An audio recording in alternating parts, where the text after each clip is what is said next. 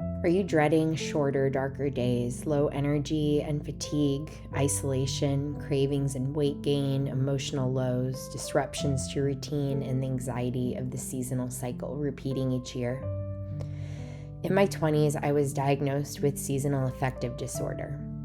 Since turning 30, my depression has disappeared, and I now welcome what doctors once called disordered symptoms with excitement and grace. In this video, I'll teach you how I overcame seasonal affective disorder, explore its cultural root causes, and share 7 strategies you can use today, so you no longer have to approach the season with dread.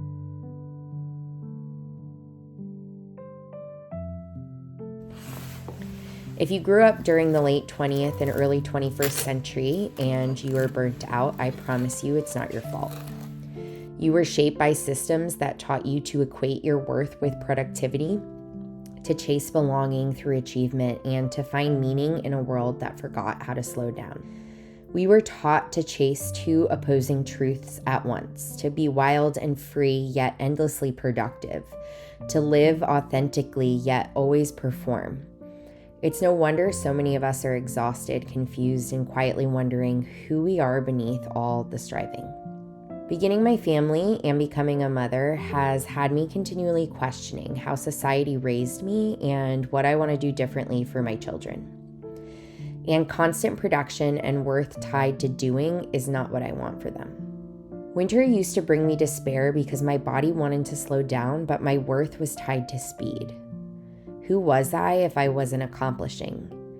And when the darker, quieter days at home hit, I was left to confront the thoughts, fears, and trauma I had been hiding from. A lot of numbing ensued, binge watching Netflix, drinking wine, shopping online, but the mornings were still difficult to wake up. What my body craved, rest and restoration, was so contradictory to what American life was asking of me. This contradiction left me in darkness.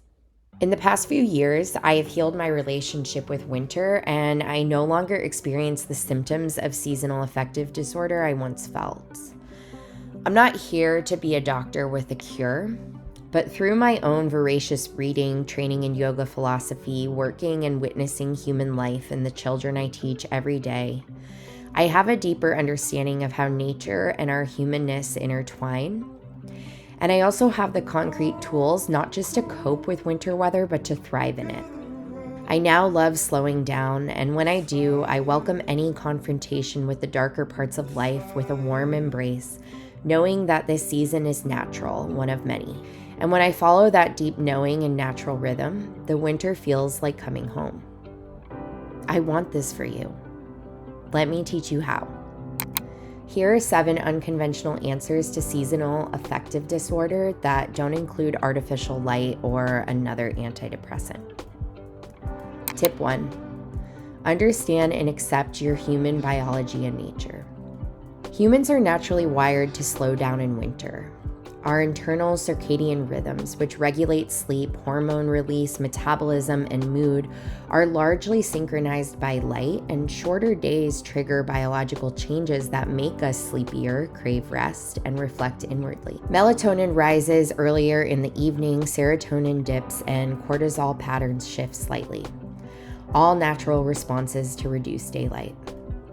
From an evolutionary perspective, humans slept longer and conserved energy during winter months when food was scarcer. Modern life, with artificial lighting and constant demands, disrupts these natural rhythms, creating tension between our biology and our routines. Before we can make any positive shifts in life, we must first accept what is true, even if that truth contradicts what we want.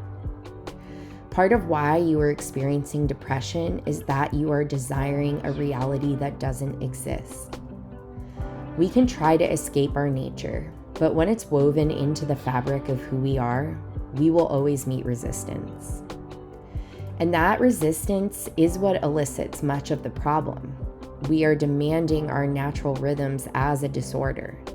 This, in and of itself, will lead one to despair. So step 1 is to accept this rhythm and find some comfort in knowing it's natural and, for the most part, inescapable. When we can accept this, we set ourselves up for success in working with what is, making it full of enjoyment and ease. If we are constantly angry at or rejecting this rhythm, we are in a fight with nature, and that fight will, yes, leave you exhausted and depressed. Tip 2, ensure you have the right nutrients. Winter brings unique challenges, less sunlight, fewer fresh fruits and vegetables, and more time indoors. That's where intentional supplementation has made a real difference for me. Vitamin D levels often drop during the colder months due to limited sunlight, which can affect mood, energy, bone health, and even immunity. Daily vitamin D3 taken with food can help fill that gap. I actually have a full video where I share my supplement routine, but the ones I'm leaning on most right now are vitamin D, magnesium, and B vitamins, with plenty of fresh produce and whole foods to support them. For me, it's not really about chasing perfection. It's more about having a loving and caring relationship with myself and my body, and becoming aware of how I feel and what I need, and then supporting myself, especially through these darker, slower months. Tip 3, ritualize easy crock pot and instant pot meals that you can make at home. If you can open your mind, have a laugh, and try something new without too much attachment to the outcome, cooking becomes a fun and grounding practice. I'm sharing 2 of my favorite crock pot meals in the description box. Having a warm, home-cooked meal waiting at the end of a long day can bring such a sense of purpose to those darker evenings. Instead of collapsing on the couch feeling drained, I feel good knowing I created something nourishing and cozy for my family. Tip 4 is forward movement by doing less instead of doing more. My relationship with a higher power and my growing understanding of the laws that govern this universe have helped me rest more deeply in doing less, yet feeling, experiencing, and receiving more. Nature functions with effortless ease. Grass doesn't strain to grow, birds don't struggle to sing. When our actions are motivated by love, joy, and alignment rather than fear, control, or striving, we tap into that same natural flow. This winter, I'm practicing that truth in real, tangible ways. As I lean into my slower rhythm, nature's slower rhythm, and the darkness that comes with both, I notice when I start forcing, striving, gripping, or stressing, and I pause. In that moment, I ask God to help me surrender, to help me rest. Letting go of some of my control and trusting there's an intentional design within nature itself has softened me in every way. It's helped me be more present for the little meaningful moments, sleep more deeply at night, and fall even more in love with my husband and daughter. So if you find yourself striving or beating yourself up this winter for not doing enough, I want to remind you, you are not alone. Our culture constantly tells us to push harder, even when our bodies and the season itself are asking us to slow down. I invite you to ask God, the universe, or whatever name you give to this divine order for help in your own surrender. Find something that helps you rest into it. You don't have to do more to receive more. You only have to align, allow, and trust the rhythm that already exists within you. Tip 5, prep your nest in a way that feels deeply cozy. You find ways to celebrate and liven up the one you already have. Little moments of care can shift the whole feeling of a space. It doesn't have to be perfect. It's more about the feeling you're cultivating. We're taught to turn away from feelings, to label them as messy, but I've been more interested in curating and cultivating a life that makes space for all the good ones, including what I create right here in my own home. Tip 6 is to have a self-care practice that helps you welcome confrontation with the darker parts of yourself in your life. Here is my invitation to you. Give yourself the love and care you need. Remember that autumn and winter are a season, and so are our lower, darker moments. Truly, when I started giving myself love and grace in these moments, instead of going deeper down a rabbit hole about being depressed and what I could do, everything began to shift. I'm currently working on an online course called The Art of Being You, and it's a culmination of all these skills, mindset shifts, and deep understandings of how our world and humanity actually work, not how marketers and media tell us we work.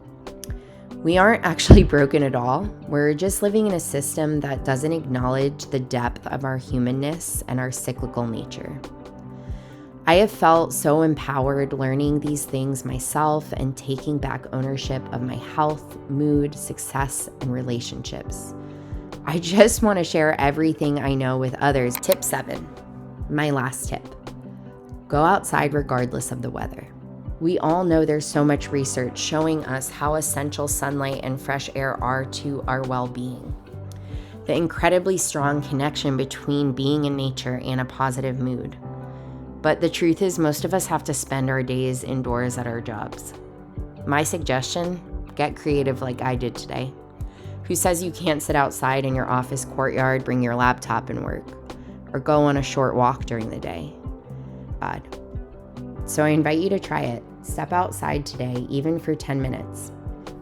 Feel the air, the light, the ground beneath your feet. These are the practices I'm sticking to this autumn and winter season, and I invite you to do the same.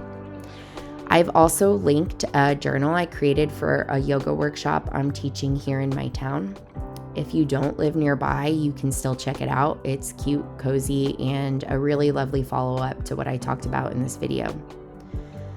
If something in this video resonated with you today, I'd really love if you'd like and subscribe. It helps me grow as a creator and continue sharing this kind of mindful, heart-centered content.